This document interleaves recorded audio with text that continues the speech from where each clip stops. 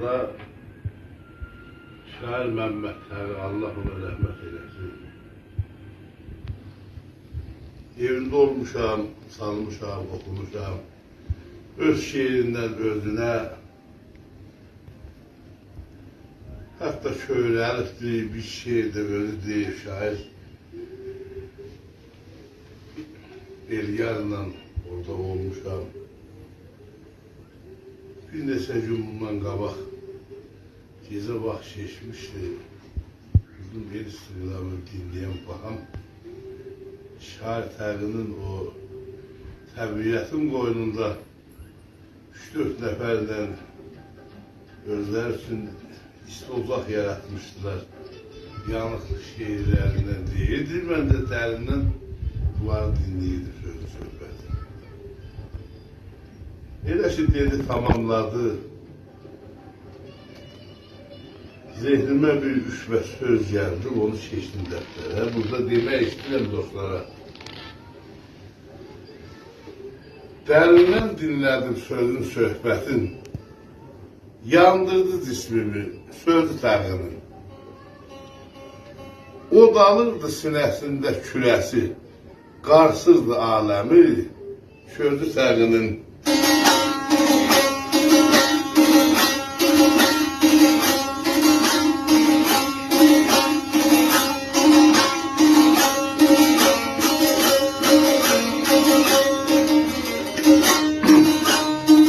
Hey danışırdı Leyli xəyallı,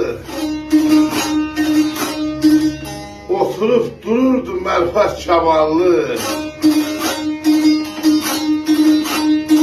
Bəlkə şirin Fərhad məzlum misallı, doymadı dağlardan gözü Təri'nin.